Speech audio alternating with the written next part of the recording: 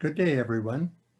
Welcome to another episode of PHS Talks, a series of virtual presentations on historical subjects produced by the Peterborough Historical Society. Today, our speaker is Dennis Carter Edwards, a retired historian of Parks Canada. Currently, Dennis is exploring how the elderly were cared for in Peterborough early in the 20th century. The subject is acutely relevant given the revelations of how some long-term care facilities have treated seniors during the COVID-19 pandemic. It is striking that many approaches to institutional elderly care a century ago are all too familiar in reports of practices today. Welcome, Dennis Carter Edwards. Thank you very much, Dale. Events of the past year have been a timely reminder of how vulnerable at-risk seniors are, both in terms of their medical care and their overall well-being. COVID-19 has clearly exposed cracks in our social support systems that provide housing, medical care, and vital interpersonal connections that are so essential for the physical and mental health of our vulnerable seniors. The challenges of caring for aged members of society who lack the necessary financial, personal, or familial resources have existed in Ontario from its very beginnings. Charitable organizations, ethnic associations, and church committees were expected to look after this group of worthy poor. Government was reluctant to undertake this responsibility unless in times of crisis. During the cholera epidemic of the 1830s, the town of Cobourg used public funds to establish and operate a hospital in town for sick immigrants who arrived at the town's harbor. However, with the passing of the cholera epidemic, the momentum for government-sponsored and funded institutional care for those in need declined, and volunteer groups again took up the slack. This was the case in Peterborough in 1862, when the Peterborough Relief Society was organized through the leadership of Louisa Wallace and Helen Haltane, wives of prominent civic leaders. Using their social position, they solicited voluntary donations and a small grant from City Council to fund their activities. As noted in the newspaper report at the time, quote, "The primary objective of the society is to relieve every person requiring and deserving assistance." This assistance, often referred to as outdoor relief, took the form of food hampers, firewood, clothing, or financial aid towards rent, thus allowing families to remain in their homes during times of strife. The British North America Act of 1867 assigned social policy to provincial jurisdiction. In response, the Ontario government provided limited lump sum grants to some 16 charities right across the province. It also appointed J.W. Langmore as Inspector of Asylums, Prisons, and Public Charities to supervise the grant recipients. Acting on recommendations from Langmuir, government passed the Charity Aid Act in 1874, which restructured the process of grant giving to a per diem allowance based on the number of people assisted in 3 different categories of institutions: hospitals, poor houses, and orphanages and rescue homes. Receiving institutions were required to submit detailed reports on their revenues, expenditures, number of people assisted, and many other details. Thus, a centralizing bureaucratic framework was slowly being established to bring administrative consistency to the distribution of provincial funds. Further changes were introduced in 1890 with the passing of the County House of Refuge Act. It provided a grant of up to $4,000 towards the cost of acquiring land and erecting buildings in an effort to encourage counties to provide for their elderly poor. An amendment to 1903 made construction of these institutions mandatory within 3 years. It also increased the per diem grant for each person cared for from 5 cents to 7 cents, with the potential of 2 further cents based on additional revenues that could be obtained from private sources. Clearly, houses of refuge were intended to be fiscally self-sustaining as much as possible and supporting only those elderly incapacitated by the infirmities of aging. Outdoor relief of the type provided by the Peterborough Relief Society was viewed as, quote, indiscriminate charity that, in the words of one inspector, would, quote, build up a system that encourages thriftlessness and pauperism, a condition we must seek to avoid. By discouraging this type of community support that enabled seniors, needy seniors, to remain at home, the government narrowed the options for care of this vulnerable segment of the population to either reliance on family relations or, as a last resort, admittance to a house of refuge. Now, not all families were able to look after elderly parents, especially those with pronounced physical or mental ailments, despite the moral and familial duty to care for elderly family members that the government actively promoted. Historian Egner Montagny, in his study of elder care at the turn of the century, has argued that government officials attributed the alleged increase of the number of old people in institutions to families refusing to care for dependent elderly members. Indeed, one inspector stated, quote, "It is disgraceful to see how many so-called Christians look upon parents in such helpless condition as encumbrances," end of quote.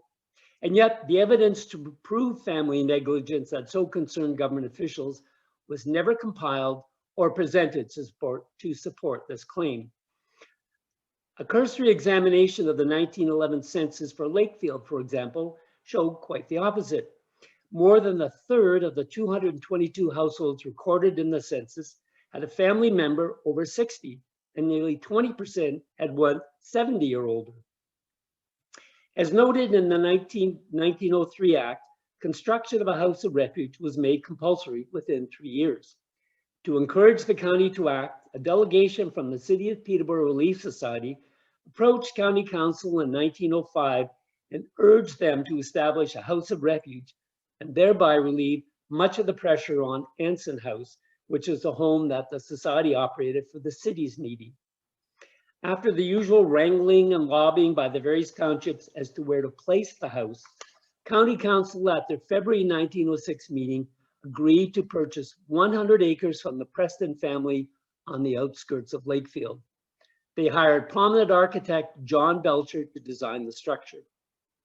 According to an article in the Peterborough Examiner under the heading, "House of Refuge will be a fine building," the house was to be a 3-story brick structure with dorms, kitchen, laundry, day rooms, and a cell for solitary confinement for disruptive inmates, as well as living quarters for the staff. According to the article, the rooms were of a, quote, comfortable size with plenty of conveniences provided. The work progressed at an amazing speed and was ready to receive the new residents the following year, with formal opening in January of 1907. Henry Beavis was appointed superintendent with responsibility for management of the house and the residents, while his wife Jane served as matron responsible for the female residents and for staff. An appointed board of management provided oversight of the whole operation. Now, the actual process by which a vulnerable senior was admitted to the House of Refuge is uncertain. The township was invariably the sponsor of a candidate, but how that individual was identified, either by a family member, a neighbor, or even by the individual themselves, is not known. However, once admitted to a House of Refuge, residents, or inmates, as they are referred to throughout the literature, were expected to work and to contribute to their upkeep, not idle away their days. Men engaged in active farm work while the women sewed.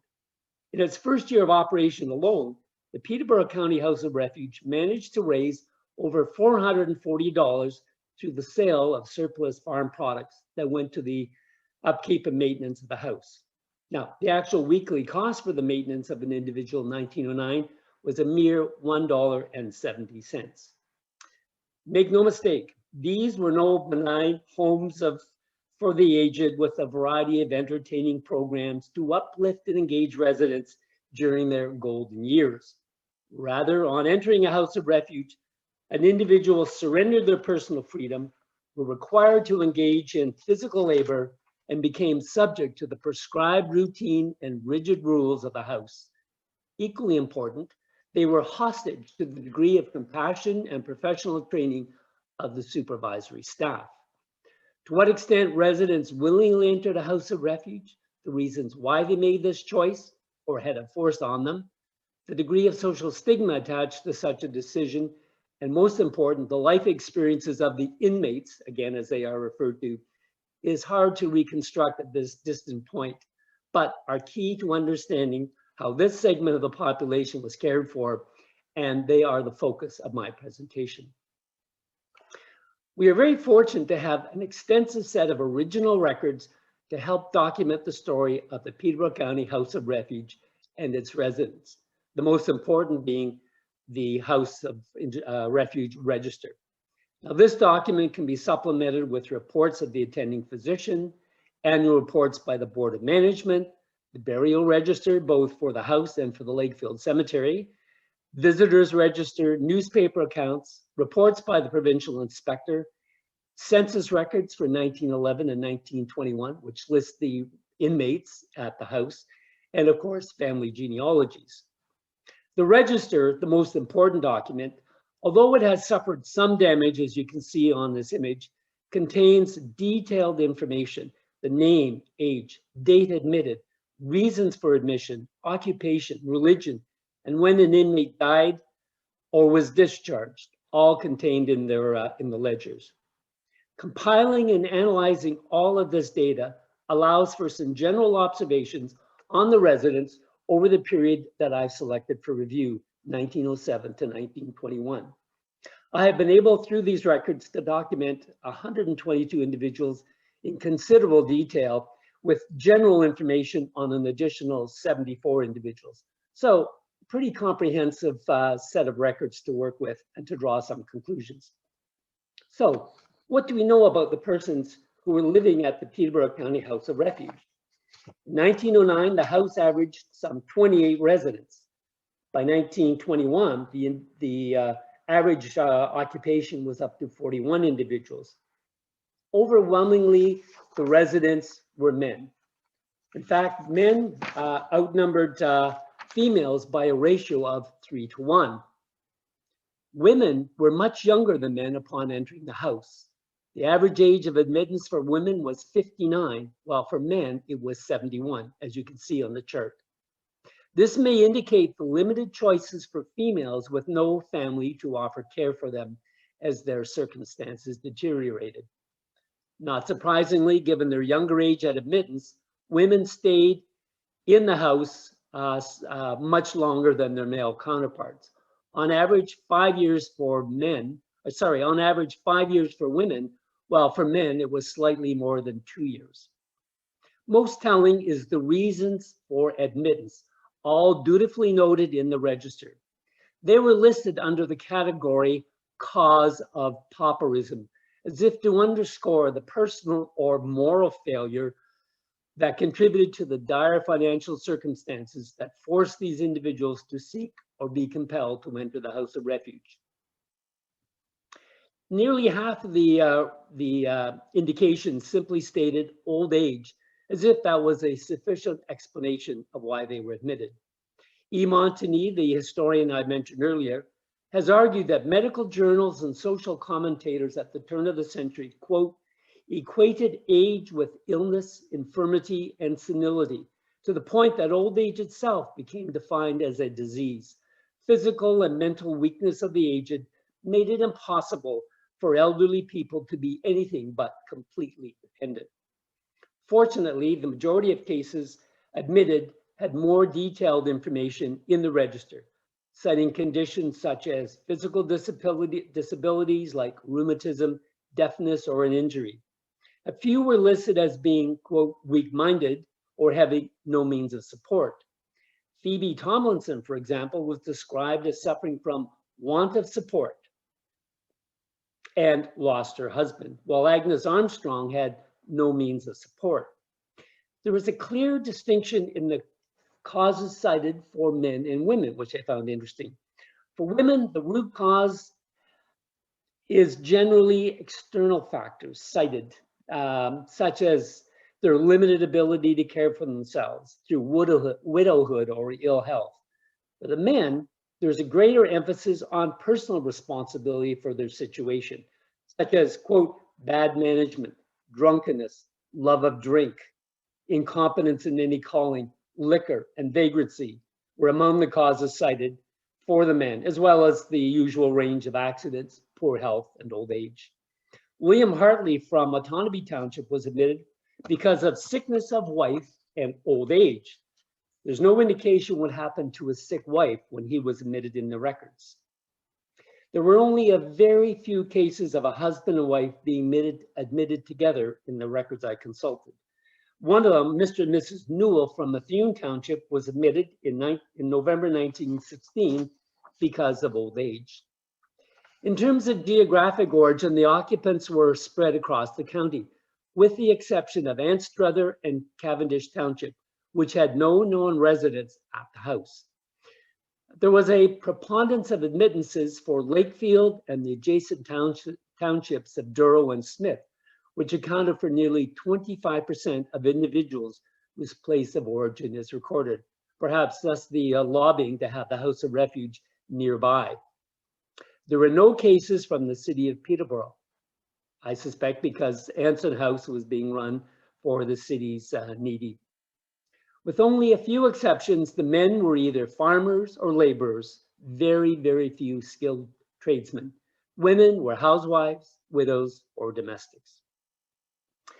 The demographic profiles I mentioned above allow for some general conclusions as to the makeup of the residents of the House of Refuge, while the register indicates why they ended up here. However, this data does not shed much light on the lived experiences of these individuals during their stay at the house. In some cases, individuals spent many years at the House of Refuge, and it is thus important to try and gain some insight into what life was like for these vulnerable men and women.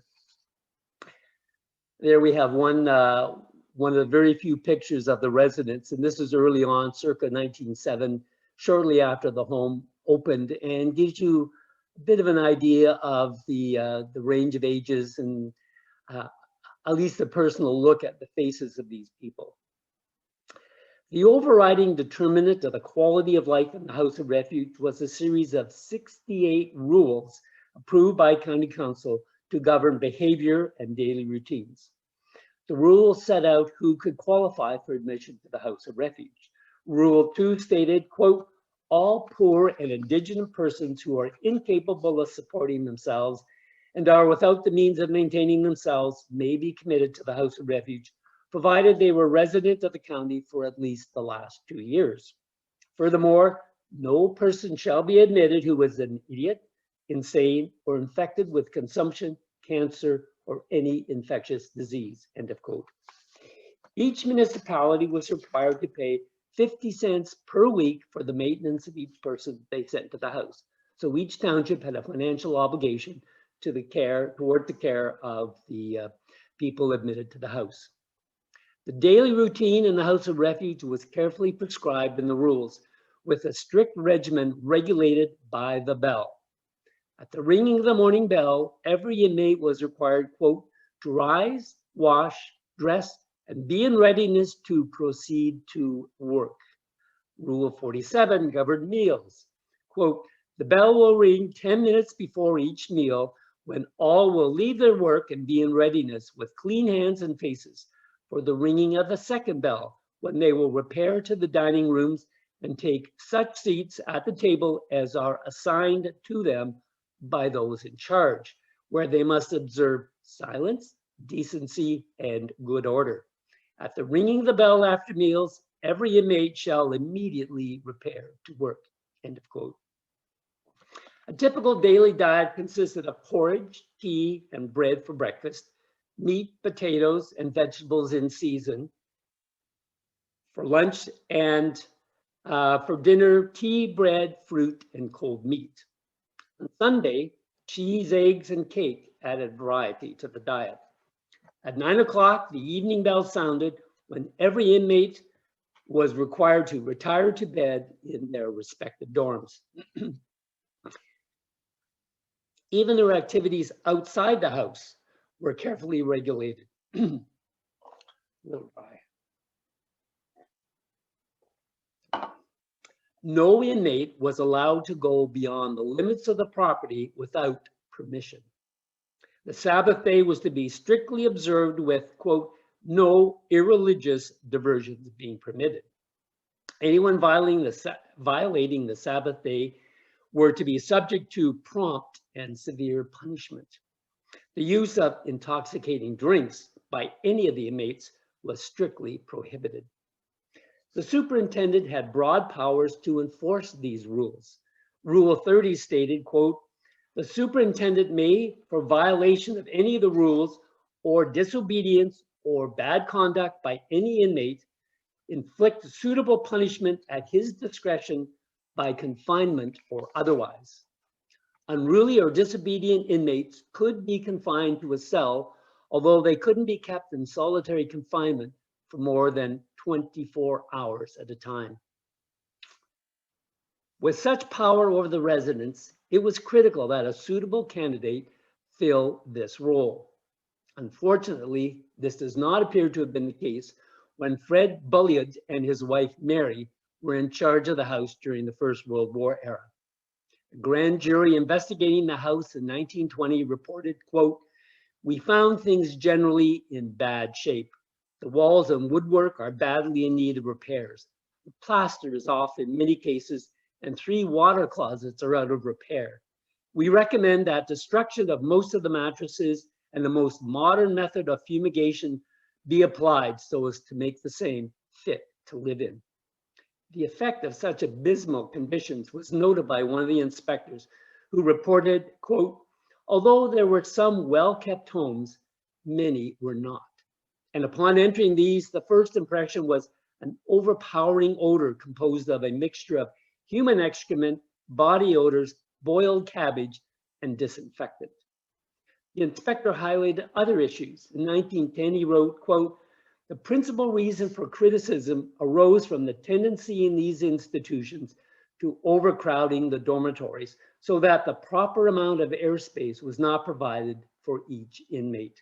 Provision should be made for proper ventilation to have a complete change of air every hour in all the rooms where the inmates congregate.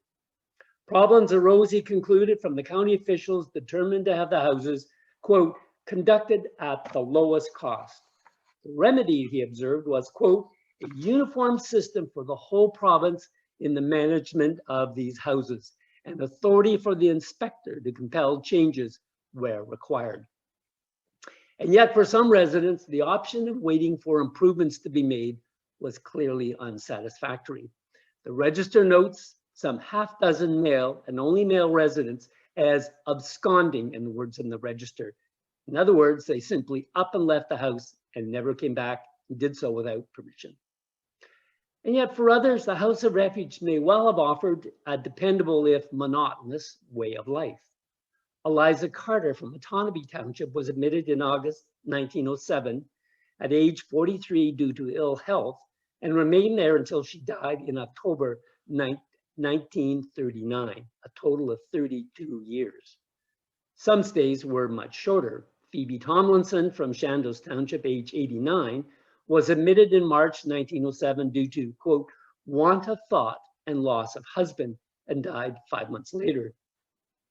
She was buried at the Lakefield Cemetery in a section set aside by the county for House of Refuge residents. Although not intended as a sanctuary for unwed mothers, there were a few such cases. Elle Pearson, age 23, was admitted in November 1907 with the cause being listed as simply pregnant. Her daughter Kathleen was born a few months later and was noted in the physician's records as being treated for a stomach ailment in July 1908. It's hard to imagine what Lena and her daughter experienced living under these conditions. The male residents experienced different patterns than the females. Clearly, some of them entered the house and remained there for the rest of their lives, as was the case with Benjamin Haynes from Harvey Township, who was admitted in March 1907 due to, quote, bad management, and remained an inmate till he died February 1913. Rockland Purdy from Dunmore, age 60, was admitted in June 1915 due to natural causes and remained till his death in August of 1918. Some male residents had a pattern of admission, unauthorized leave, and readmittance. This was the case with Daniel Casey from Douro Township, age 70, who was admitted to the house in June of 1917 because he had no home. But he absconded in August, was readmitted in September, left again in December, and was readmitted in January the following year and remained there. It's hard to imagine without a home where, in fact, he would have absconded to. Unlike their female counterparts, many of the men entered the house for short periods of time, often while they recovered from an injury, and then were discharged. George Williams from Ennismore, age 40, was admitted in January 1915 due to, quote, broken limbs, and was discharged later that same month. James Corkery from Ennismore was admitted in June of 1915 due to an accident and was discharged in August. Thus, the House of Refuge could be used as a temporary place of care while the individual recovered from their injury. For some inmates, male inmates in the house, it served as what we might today consider a form of hospice. Richard McBride from Otonabee Township, age 74, who was admitted due to advanced years, died 3 months later in the house, while Albert Ferguson from Dunmore, age 56, who was admitted due to illness, died a mere 4 months later. While generalizations are possible about the residents, it's important to remember that each person in the records is a unique individual with differing life experiences that ultimately resulted in their admittance. The House of Refuge remained in use until it was closed by the county in 1978. So, in conclusion, policymakers saw institutional care as an improvement in how vulnerable seniors were cared for and a cost-effective way to fulfill this social obligation.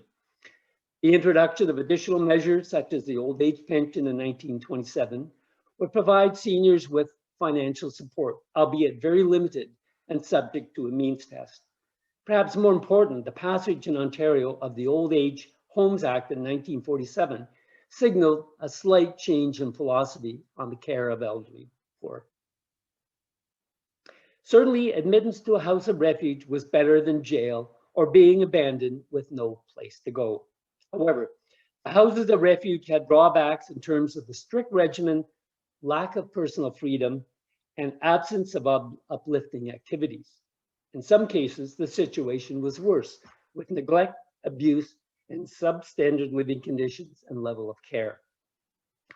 A uniform set of standards and rigorous inspection and enforcement were advocated by the many officials as a means to address these issues, a refrain that resonates today as society deals with similar issues in long-term care homes. Thank you.